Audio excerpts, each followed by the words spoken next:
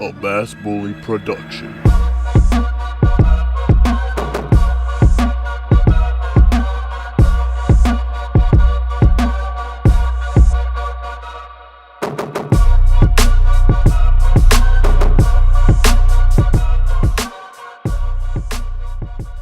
Welcome back, everybody. I'm DJ. Today I want to go over my top 5 favorite lures to use in the summer heat. Just going to give you guys a couple tricks and tips, maybe a couple newer ideas of just different ways to fish these during the summer. So typically the first thing that I do, I want to find out what the weather's like. If it's been really hot for a few days, then typically the weather's going to be hotter. So I'm going to go find any type of shade, any type of weed mat or vegetation.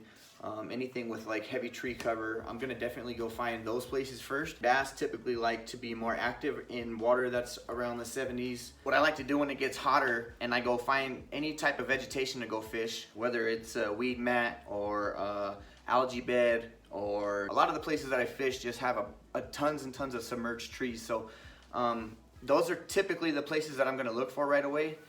They like to hide anywhere there's gonna be shade. So sometimes right along the bank, if you can find a tree like right along the bank that's creating shade, depending on what time of the day it is and which direction the sun is shining, they're gonna be sitting there just right in that shade. So typically I'll slow it down. I'm gonna throw something that's, you know, definitely not a moving bait. The first thing that I'm gonna throw out there is a Texas rig. So typically when I throw a Texas rig, I just tie it to the line with a 1/4 ounce bullet weight, and we'll just let that sucker sit right there on top, so that way, you know, you get the little slip action, and then the weight comes down, and then the Texas rig comes down following it.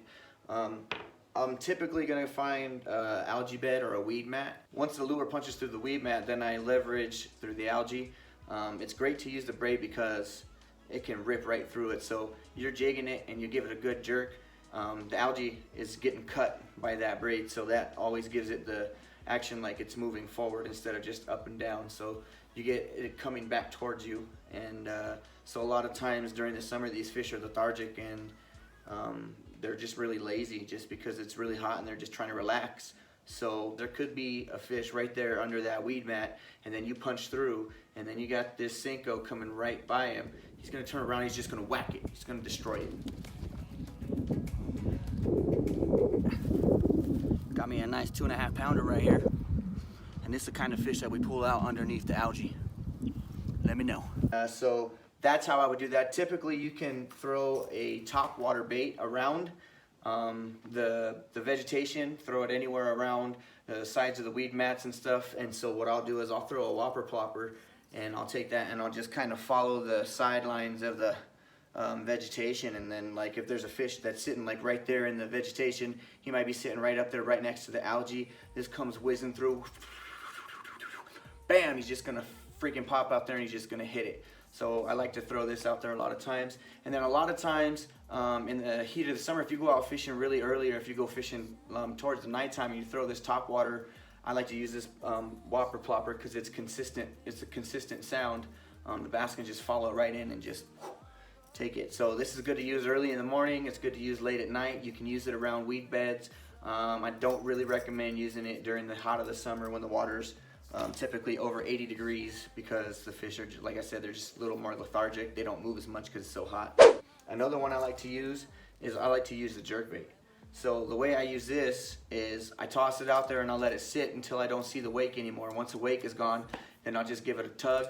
I'll give it 2 tugs and I'll wait. Then I'll give it a tug, then I'll give it 2 tugs, and then I'll wait. It's a real simple bait to fish. The good thing about these jerk baits is like they're like super versatile. You can get ones that sink, you can get ones that float. The ones that sink, you can fish that deeper water when it gets really, really hot, and you find that the fish are way out in the deep where the water is starting to break off from the shallow, and there's different patterns, different cadences. So that's why these are really great. You really want to utilize the pause. The pause is where you're going to get the bite.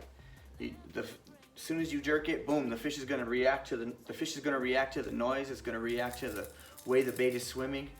It's just a real frantic wiggle like that. Yeah, so this is great. So after you give it a tug and then you leave it pause, the fish comes up and it sees that it's sitting there trying to take a break, and that's when it's the opportunity to strike. So that's when they're going to hit it, is when you get the pause. But these are really good to fish during the summer. These are really good for walleye too. You catch a lot of walleye on these. So if I'm definitely not catching anything, if I'm not having any luck, I will take a lipless crankbait and I'll throw that out and I'll just reel it in real slow. Like not too slow, just slow enough to where it stays off the bottom, to where it stays out of the vegetation. Sometimes you can rip right through the vegetation. It's really good too, because when it goes down to the bottom and it hits the rocks, it just gives it the motion, like the up and down motion that the fish go crazy for.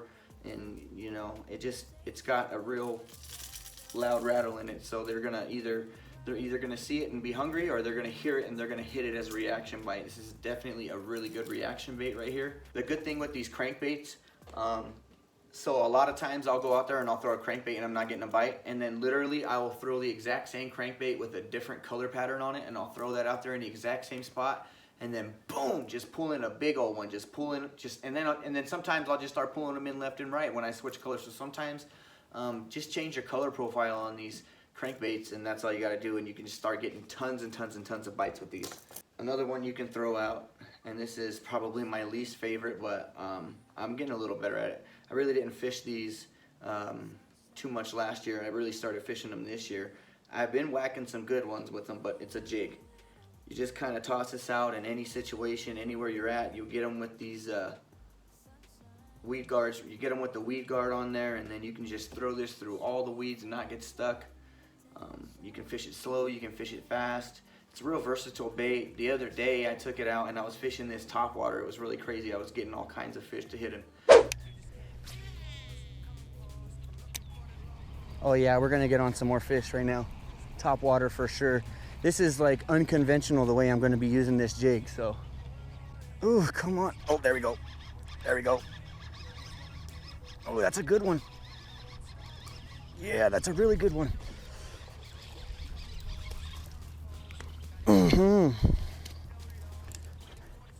All right, let me know, boys. This one's bigger than that last one. For sure, dude. Hey guys, so that's all. We went over my top 5 lures. We went over the Texas rig, the Whopper Plopper, the Jerkbait, the lipless crankbait, and we went over the jig. If you guys like what you're seeing, make sure you tap that subscribe button. If you never want to miss another video, make sure you hit the notification bell. Bass Bullies.